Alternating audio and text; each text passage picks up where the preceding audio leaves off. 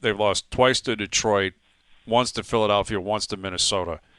And 3 of those games Yeah, were one possession, end of the game, 2-minute drill type games. Like, what do you make of that from a Packer perspective? That now you're not going to win the division, you're not competing for it anymore. You're going to go to the playoffs, but when you lose to elite teams. Yet those elite teams are the ones you're going to have to go against once you get to the playoffs in their building. totally. I'm with you. And I'll sit here, Hayes, and be honest with you and say that I don't think they have as much talent on offense as the Detroit Lions do, specifically in the offensive line. But where you need to make that up is you need to play smarter and more disciplined. And you look at some of the penalties yesterday, and I did think that Detroit got away with a few, but I'm sure if we dig into the film, Green Bay probably got away with a few as well.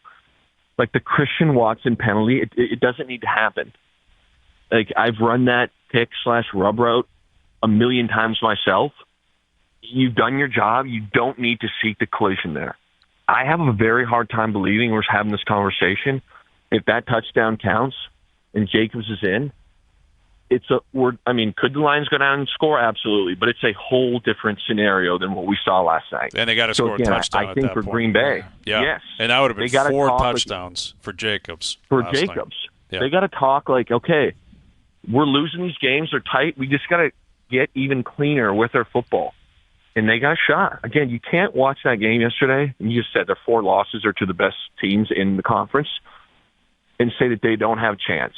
Are they favorites? No, but they got a shot. Mm-hmm. Yeah, they do. Luke, I wanted to ask you, the NFL upheld that suspension for the hit on Trevor Lawrence. Like, were you fine with that? Like, what do you make of that? Totally. I that's a big suspension I've seen in that league, 3 games. I thought the hit was disgusting. He's had a few other instances. Like I remember earlier this year, I think he punched somebody in the face, got away with it. Like, it's time to pay the piper. You want to do this stuff? I'm not a big believer in the NFL's discipline committee trying to pick on guys, which I think is the narrative the Texans are trying to create. That hit was ridiculous. Didn't need to happen. He should serve all 3 of those games, and that's that. Yeah, and he's not going to help himself by posting a picture of the Joker or whatever, and he's like, if you want a villain, I'm your villain. It's like, all right, that's so stupid. Like, why put yourself out there even more? But he's done it. Correct. All right, so you guys are now down 2. You're humming a little bit. Rick Barry obviously is inspiring. Noodles in his little speech there. Very inspiring. It's time to stop the blood. Time to stop the bleeding. Let's bring in my brother.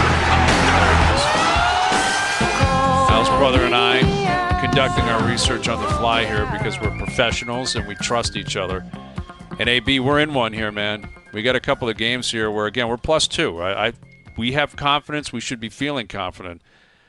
But these are tough games, man. Doogie with a significant jam job to start the week. Yeah. The 1 o'clock game is Vikings -5.5 at home against the Falcons on FanDuel. We need this one. We need this one, AB. Where's your head at? Throw me some tremendous information. Yeah, to be honest with you, I don't think it's as difficult as a decision as some think. I really think that Minnesota matches up really well against Atlanta. I know it's a bit of a high score, a high total, but I do like the Vikings, Hazy B. The Falcons, look, in order to have any success on offense, they have to establish a run and have to get a play action going. That's going to be difficult against the Vikings' 3rd-ranked rushing offense, against the league's #1 blitzing team. They're 2nd in sacks, so I think they're going to put Kirky Pumpkins in an absolute blender. They lead the NFL in interceptions. We're talking about Kirk Cousins. He's thrown 6 picks in his last 3 games, not to mention the 8 fumbles that he also has over the course of the last 6 weeks. This guy cannot protect the football, and that is going to be costly against an offense like Minnesota, who could drive the ball down the field against a secondary that is giving up more completions than any other team in football. It's a pure matchup thing here, Hazy B. I think Minnesota matches up really, really well. I see them winning this thing by a touchdown. Okay. Wow. All right. I mean, listen, I hear you. Hayes? What do you got? Go ahead. You're gonna do this. You're gonna let Kirko Bang's cousin go back into Minnesota with 5.5 points against a veteran guy, against a very finicky, high-pressure defense in Brian Flores. You're going to sit here and okay that pick. Well, listen, the redemption game would concern me if it was any other quarterback but Kirk Cousins, because he is a pick-throwing machine. It's a bodily function for this guy. He can't wait to throw an interception. He threw 4 last week, and he cost us, man. You were on the Chargers. Yeah. If Kirk Cousins had any presence in the pocket, they win that ball game. The one concern I do have is it's a playoff game, obviously, for the Falcons. Every single week is going to apply there. Them and the Bucs are chasing the NFC South. They're both a 500 club. But Kevin O'Connell knows quarterbacks. Like the way he is operating right now, what he's doing with Sam Darnold, what I think he did with Kirk Cousins, quite frankly, he knows exactly what makes this guy tick. I'm cool with laying the points. It's a big number. Vikings are clearly better. I also think Sam Darnold, it's somewhat of a redemption game for him. Being like, all right, you left. If you stuck around, I'm not even sure if the Vikings wanted you to stick around, but I wouldn't be here. But I am here, and I'm going to take advantage of this opportunity. I think Kirk Cousins throws at least 1 pick. I love where Flores and that defense is at this week. It's a big number, but we'll lay it. I like Vikings, it. 5.5. Love that. Touchdown. All right. Love that. I'm taking the 5.5. Okay. We're going into the next game. It's a big down number. 1. It's a big number. All right, so this is where the blender comes back into play. Doogie Jam Job Classic here, because the Seahawks, they're in the driver's seat in the NFC West. Cardinals laying 2.5 against your Seattle Seahawks on FanDuel. This is the pick of the week. Where is your head at, Luke? Yeah, I'm going to go with Seattle. And do I feel great about knew it? it. No. But I knew it. sit here. I love it. Yeah. Again, I'm not a big believer in Kyler Murray. Haven't been all year. He's been overhyped, in my opinion. Also, Modern Warfare 3 is out, so you got to take the numbers after that. Been out for That a is month. concerning. Been out for a month. Yeah, They and what's the stunk record for a in the last month? Yeah, that is What's the concerning. record last month? Concerning. Very Okay. concerning. You look at this team, Seattle's playing better defensively. Again, I got to take the points. I think it's going to be a very tight game. Tough to beat a team twice. Seattle's beat them once. That was a gross, grimy game. The thing that I like about this one for Seattle's offense is they got actually dominated in that win. So I think that the offense will be able to learn a lot from that film and score. Every time we've played Arizona, it seems like it's some weird game, a tie or a field goal.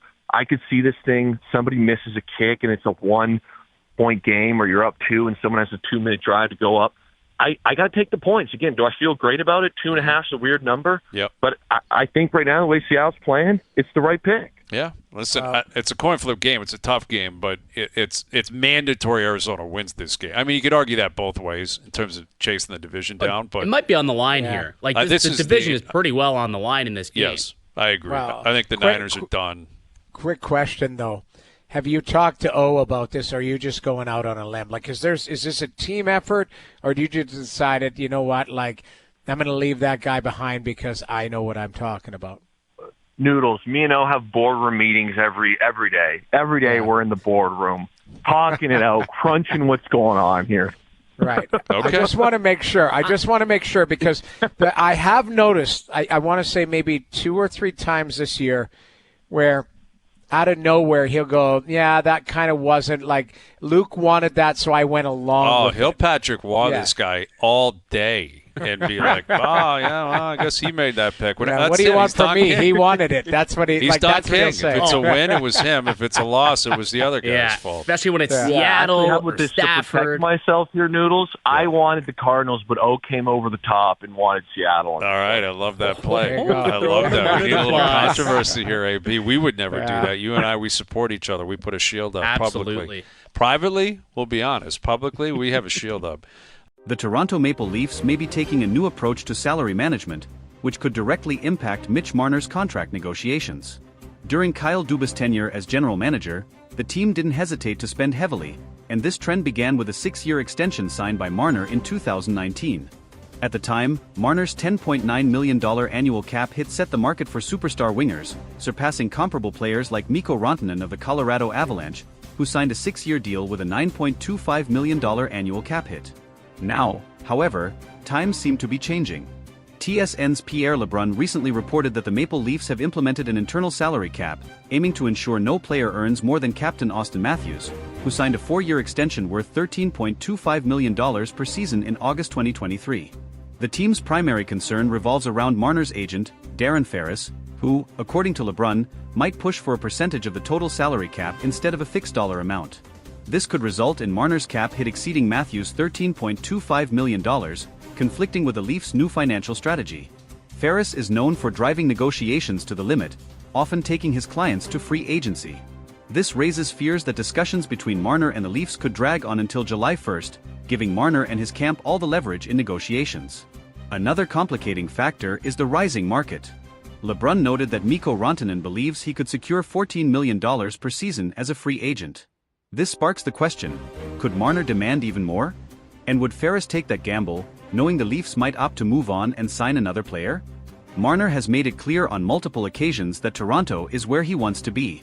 As a local player with deep ties to the city, he's expressed his desire to spend his entire career wearing the blue and white of the Leafs. However, staying with the team may require him to accept less than market value, especially if the front office remains committed to its new salary structure. Such a sacrifice could be vital for the team's collective success and to avoid financial issues that have plagued the recent past. While negotiations are still in the early stages, it's evident that Marner's future with the Leafs is at stake. Maple Leafs fans may need to prepare for the possibility of significant changes, but they can also trust in the player's commitment to the city and the franchise to find a compromise. The Maple Leafs' decision to implement an internal salary cap reflects a broader shift in their team-building philosophy. After years of prioritizing top-end talent with hefty contracts, the organization appears determined to strike a balance between superstar contracts and depth throughout the roster. This strategy aims to avoid the pitfalls of past seasons, where a lack of financial flexibility often left the team vulnerable in critical playoff moments. For Mitch Marner, this shift creates a unique challenge. On one hand, his value to the Leafs is undeniable. A consistent top scorer and elite playmaker, Marner has been instrumental in driving the team's offense. On the other hand, his ability to command a salary that rivals or exceeds Auston Matthews could put the Leafs in a difficult position, especially with a potential need to strengthen other areas of the roster. As the 2023-24 season progresses, the Leafs must weigh the potential consequences of sticking to their cap philosophy. Losing a homegrown talent like Marner would undoubtedly sting for fans and the organization alike. However, allowing one player to dictate financial terms beyond the team's structure could hinder long-term success and force painful sacrifices elsewhere. Adding to the complexity is the looming free agency of William Nylander. If the Leafs are to stick to their internal salary cap, they may also face challenges in retaining Nylander, who could command a significant raise.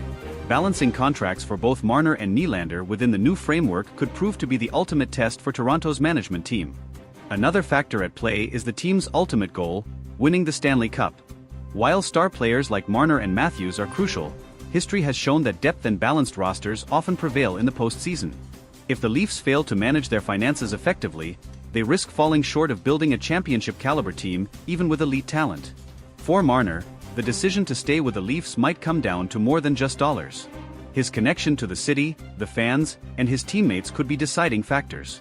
If he prioritizes legacy and loyalty over maximizing earnings, there's a strong possibility that he'll work with the team to find a deal that benefits both parties. Negotiations will also test Darren Ferris, known for his hardline tactics in securing lucrative deals for his clients. While pushing for top dollar is expected, Ferris may need to weigh the risks of alienating the Leafs management and fanbase. A prolonged stalemate could damage Marner's relationship with the team and its supporters. The Leafs management, led by general manager Brad Treliving, faces a pivotal moment. Treliving's reputation as a negotiator and team builder will be on full display as he navigates this high-stakes scenario. Striking the right balance could solidify his tenure in Toronto, while a misstep might set the team back for years. For Maple Leafs fans, the coming months will be filled with anticipation and uncertainty. Marner's future, along with the team's ability to stay competitive under financial constraints, will likely dominate conversations as the season unfolds. Supporters can only hope that the team's new approach leads to greater playoff success and, ultimately, the elusive championship. In the end, the outcome of these negotiations could redefine the Maple Leafs' identity for years to come. Whether it results in retaining Marner or reshaping the roster, the team's commitment to an internal salary cap signals a clear focus on long-term sustainability. Fans will be watching closely, hoping for a resolution that keeps the team's core intact and their championship dreams alive. As the negotiations with Mitch Marner progress, another layer of complexity is added by the external competition in the NHL market. Teams with more cap space and fewer restrictions could easily present lucrative offers to Marner if he reaches free agency. The Leafs are not only negotiating with Marner but also indirectly competing with other franchises willing to outbid them for his services. One example of this is Mikko Rantanen, whose potential $14 million value on the open market highlights the growing demand for elite wingers. If Rantanen secures such a deal, it could set a precedent that Marner's camp would use as leverage. The Leafs, however, must remain disciplined, as breaking their internal salary cap for Marner could lead to similar demands from other key players down the line. The looming specter of free agency means the Leafs have a limited window to strike a deal. If negotiations drag on into the off-season, the leverage shifts heavily in favor of Marner and his agent. Darren Ferris, known for his strategic patience, could use this to push for maximum value, putting even greater pressure on the Leafs management to make a decision. This scenario also places significant pressure on head coach Sheldon Keefe. Managing a team amid ongoing contract uncertainty can disrupt chemistry and focus. Keefe will need to ensure that the team remains united and focused on their performance, even as the media and fans speculate about Marner's future. Meanwhile, the Leafs core group, including Auston Matthews, Morgan Rielly, and John Tavares, will likely play a role in influencing Marner's decision. The camaraderie among the players and their collective drive for a championship could persuade Marner to accept a deal that aligns with the team's financial structure. On the flip side, the Leafs could explore contingency plans if a deal with Marner doesn't materialize. Trading Marner would be a bold move, but it could bring significant assets in return, potentially bolstering the team in areas like defense or secondary scoring. This option, while unpopular with fans, might be necessary to maintain roster balance. The timing of these decisions is also critical. With the trade deadline months away, the Leafs must assess whether keeping Marner without an extension risks losing him for nothing in free agency. A preemptive trade could avoid this scenario, but it would also signal a significant shift in the team's short-term goals. Fan sentiment will undoubtedly influence the team's approach. Marner is not just an exceptional player, he's a fan favorite and a symbol of homegrown talent succeeding in Toronto. Losing him could lead to backlash, especially if the team struggles in the aftermath of his departure. The broader NHL landscape also plays a role. As other teams navigate their own salary cap challenges, the Leafs can learn from their successes and failures. Organizations like the Tampa Bay Lightning and Vegas Golden Knights have shown the value of balancing star power with depth, offering a potential blueprint for Toronto's future.